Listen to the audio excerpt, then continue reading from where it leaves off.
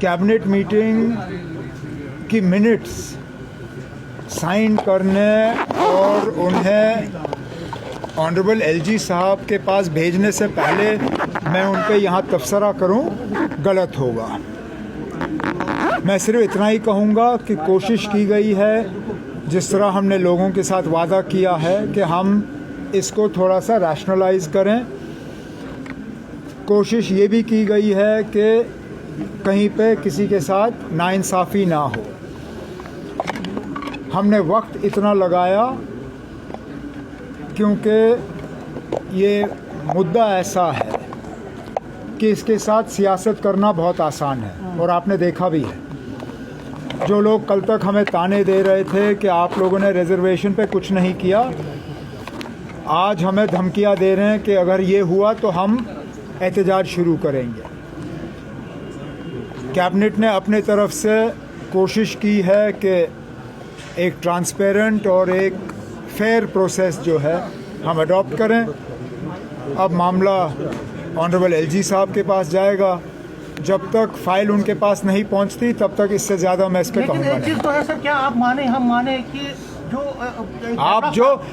वो खत्म हो गया, आप जो मानना चाहें आप मानिए ना।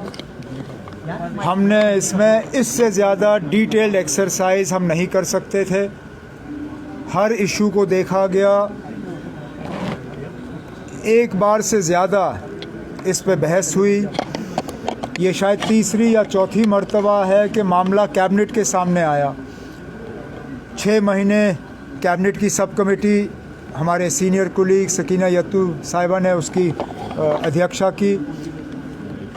हमने अपने तरफ से जितना हम कर सकते थे इस मामले को सुलझाने के लिए हमने किया, बाकी आगे देखी जाएगी।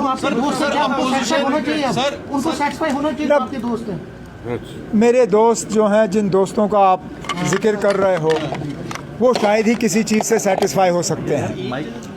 ये उनके सेटिस्फैक्शन के लिए हमने नहीं किया। किसी एक आदमी को लगे कि ये उसके लिए है या उसको खुश करने के लिए है, ये उसकी गलतफहमी है। ये किसी एक फ़र्द के बारे में नहीं है, ये जम्मू कश्मीर के आवाम के बारे में है।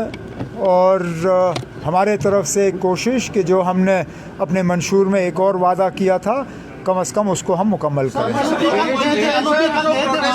एसआईआर को लेके अपोजिशन का प्रोटेस्ट चल रहा है, क्या कहेंगे? एसआईआर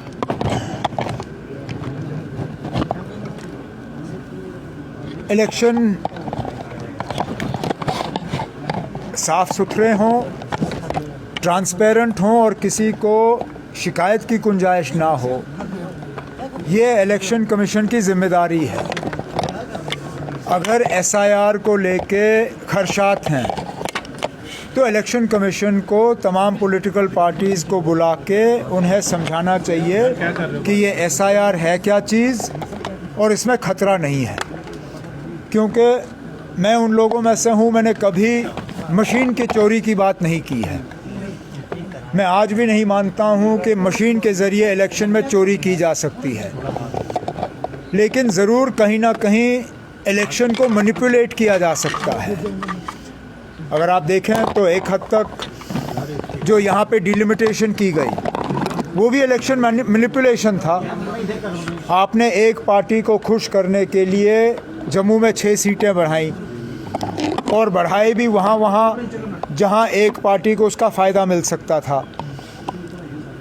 शायद इसलिए एसआईआर को लेके भी हमारे कुछ खदशात हैं। बेहतर यही होगा कि इलेक्शन कमीशन वाले जो हैं हम सबको बुलाएं और हमें समझाएं कि ये एसआईआर है क्या चीज़ और इससे घबराने की ज़रूरत नहीं है। दिल्ली गए थे और उन्होंने जेपी नड्डा से बात की है, वो आप कह रहे हैं कि वहाँ गुरुकुल बनना चाहिए। तो बने। मैं फिर अब आप कितनी बार यही सवाल मुझसे करोगे? किसने रोका ना? आप बनाइए गुरुकुल। आपने अगर मज़हब के बुनियाद पे सीटों का बंटवारा करना है तो उस जगह को रखिए माइनॉरिटीज़ के लिए। जो ग्रांट इन एड गवर्नमेंट की तरफ से मिलता है वो पैसा हम कहीं और लगा देंगे, हमें कोई एतराज़ नहीं है।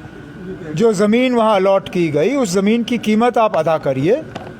जो ग्रांट इन एड आपको मिलता है वो लेना बंद करिए। आप अपनी स्टेटस जो है वो चेंज करिए, एक माइनॉरिटी इंस्टीट्यूशन के तौर पे आप आ जाइए उसके बाद अगर आप मज़हब के बुनियाद पे सीटें बांटना चाहते हैं आप बांटिए, कौन रोक सकता है। लेकिन अभी तक आपने नीट का इम्तिहान कबूल किया है। नीट के इम्तिहान में सिर्फ़ और सिर्फ जो है काबिलियत देखी जाती है, मेरिट देखा जाता है। अब अगर आपके बच्चों का मेरिट नहीं आता है उसके लिए आप किसी और को कसूरवार कैसे